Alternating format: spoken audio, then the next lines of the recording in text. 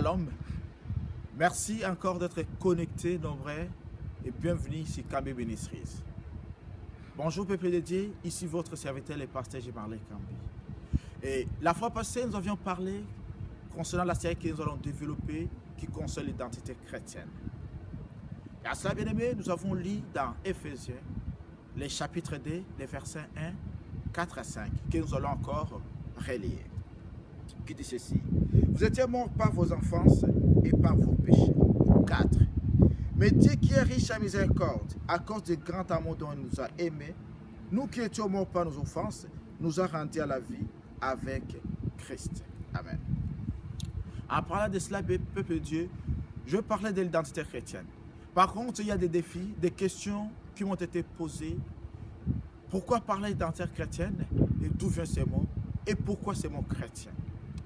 En se référant à la parole, dans le livre des Actes des Apôtres, le chapitre 11, le verset 26, il nous est clairement dit, il nous est mentionné l'œuvre que les disciples de Jésus-Christ ont fait.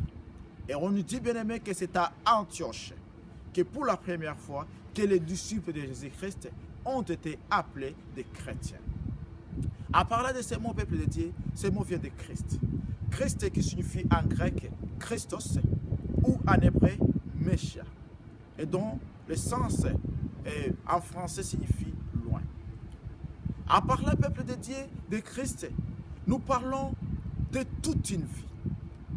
Le mot chrétien, peuple de Dieu, est ce qui se rapporte à Christ.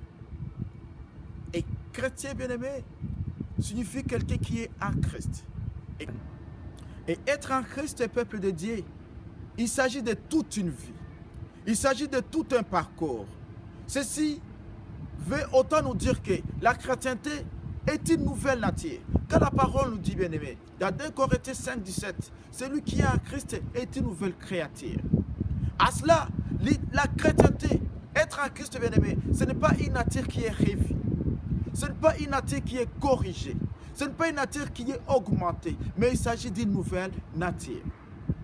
Et en se référant toujours dans le livre des Actes des Apôtres, le chapitre 11, les versets 26, on nous parle, mais ce sont ceux qui étaient des disciples. Ce sont ceux qui ont donné leur vie à Jésus-Christ. Ce sont bien aimés ceux qui sont en Christ. Et qu'est-ce que ces mots signifient? Quelle est l'importance? Et pourquoi lier l'identité à ces mots? Je voudrais parler, peuple de Dieu, que l'identité chrétienne va au-delà de ce qui structure l'identité comme nous le connaissons. Car il ne s'agit pas seulement des facteurs, mais il s'agit d'une nature. Il s'agit d'une vie. Il s'agit également, peuple de Dieu, du caractère. Il s'agit également d'une nature. Une nature qui est discordante de la nature ancienne. Une vie qui est renouvelée en Christ. Il s'agit également, bien aimé, de quelque chose qui est nouvellement, qui conduit par l'Esprit. Et en parlant de l'identité chrétienne, nous devons savoir d'abord 3 choses. Premièrement, bien aimé, l'identité chrétienne marque d'abord le positionnement que nous avons en Jésus-Christ. Quelle est la position que nous devons adopter?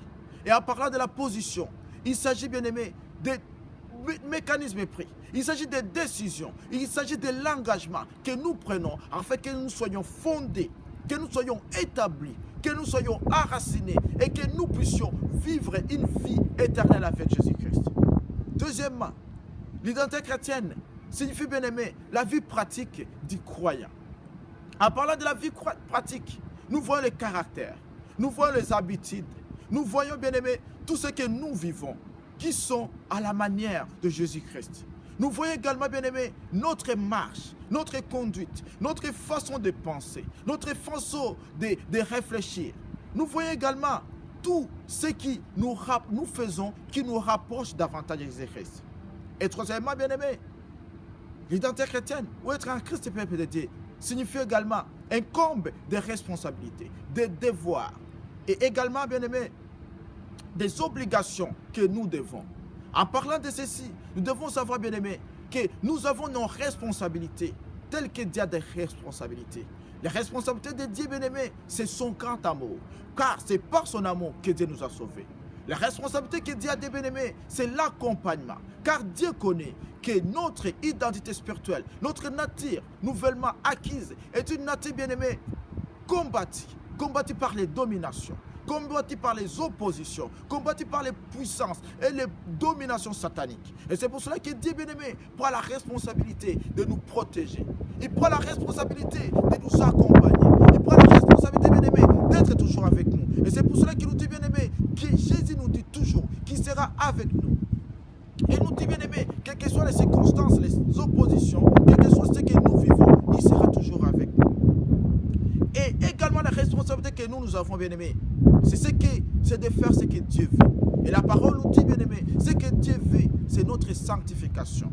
Notre sanctification de positionnement, notre sanctification progressive, afin d'aboutir à une sanctification qui est progressive. C'est que nos responsabilités également, peuple de Dieu, c'est faire la volonté de Dieu. C'est tout ce qui serait l'identité que nous devons avoir à Jésus-Christ. Et c'est pour cela qu'en étant Jésus-Christ, peuple de Dieu, nous devons nous poser cette question. Sommes-nous positionnés à Jésus-Christ? Quelle est ma position vis-à-vis de la spiritualité? Quelle est votre position vis-à-vis de la spiritualité? Quelle est la dimension, le niveau de votre positionnement, de votre enracinement à Jésus-Christ? Sommes-nous enracinés réellement, profondément à Jésus-Christ? Ou sommes-nous bien-aimés, enracinés d'une manière de façade? Sommes-nous fondés, établis en Jésus-Christ? Est-ce que nos pensées nous rapprochent davantage de lui ou nos pensées nous éloignent davantage de lui? Il s'agit de ces questions que nous devons nous poser. Car en ayant l'identité en Christ, cela signifie que nous nous sommes revêtus de lui. Il n'y a pas d'identité à Jésus-Christ, bien-aimé, c'est la nouvelle naissance. Il n'y a pas l'identité en Christ si nous ne sommes pas revêtus en lui. Et être revêtu en lui, c'est avoir l'appareil de Jésus-Christ. C'est avoir la carrière exactement de Jésus-Christ.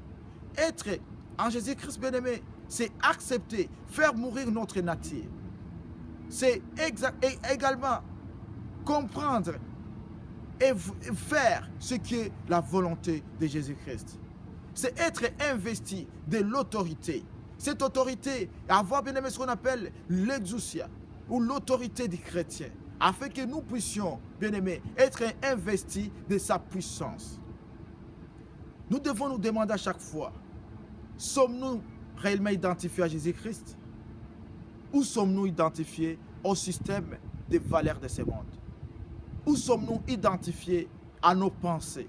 Car nos pensées, bien-aimés, nous poussent toujours à nous éloigner de lui. Nos pensées, bien-aimés, est ce qui nous obscurcit même la façon de voir, la façon de comprendre, la façon de réaliser, la façon, bien-aimé, de discerner les choses et de comprendre la volonté et la vérité qui se rattachent à Jésus-Christ.